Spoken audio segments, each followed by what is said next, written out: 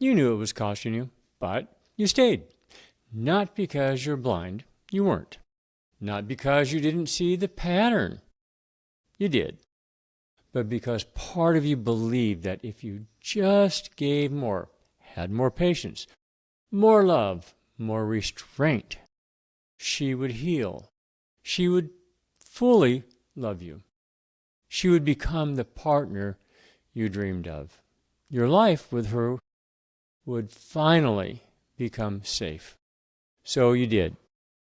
You organized. You supported. You understood. You made excuses and accepted the unacceptable. You set boundaries, but gave in. Anyway, that's what I did. Essentially, you gave everything, and what came back was exhaustion. Now, this isn't just about heartbreak. While that's there, it's about what happens when a man slowly disappears in his own life while trying to help or keep someone else whole. No man chooses destruction, and certainly not self-destruction.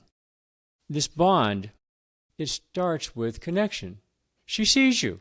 She reflects you and draws you in. You feel alive again, chosen, relevant. Life is fun, even joyful. You relish those exciting moments. You find comfort in times of quiet companionship. First, a small emotional shift. The joy flattens. It's a barely noticeable withdrawal. Some criticism. Then, expanding physical distance. You assume responsibility. You're asking yourself, well, what am I doing wrong? So, you lean in. You work harder. Blame your masculinity and soften more. Without realizing it, your nervous system enters a loop. You feel anxiety when she pulls away and relief when she returns. Your body learns to crave her, not because she brings peace, but because she controls the pain. Now, that isn't love, it's conditioning.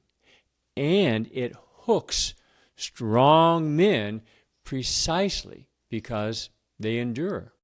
It's the endurance that creates the space for that loop to become accepted, then normal, and finally, crazy as it sounds, welcome. Staying is expensive.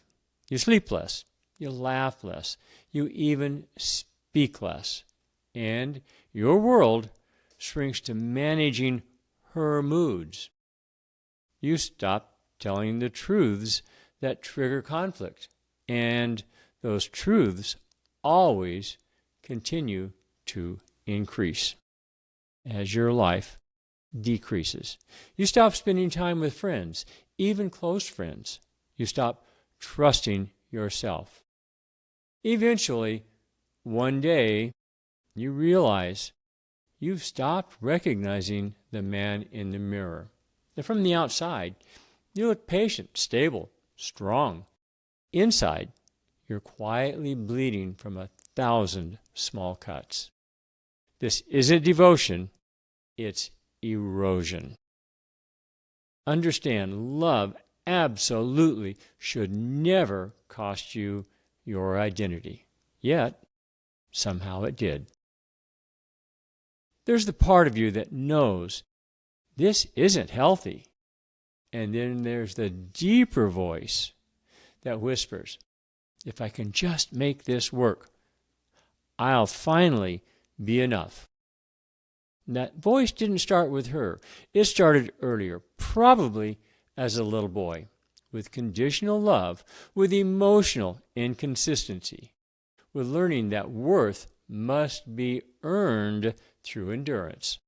So you stay, not because you're weak, but because you were strong enough to try to finish an old story. Leaving feels like failure. Staying feels like death. And eventually, if your emotions don't win the battle over your stubborn insistence on enduring, your body forces a choice. You reach a breaking point. Now, you don't slam into the wall or even hit the breaking point. Nope. No, it arrives quietly. Insomnia, irritability, a certain numbness. You just stop performing, stop explaining, stop pretending, and one day in the quiet of the morning or during your drive to work, you hear yourself think, I can't do this anymore. Now that is not collapse. It's clarity. The man you buried under her chaos finally speaks, not in anger, but in truth. Now, you may be the guy that acts quickly. Most of us don't. I certainly didn't. We anguish over it before we make the move we recognized a while back as necessary. Leaving doesn't mean you never loved her. It means you stop abandoning yourself.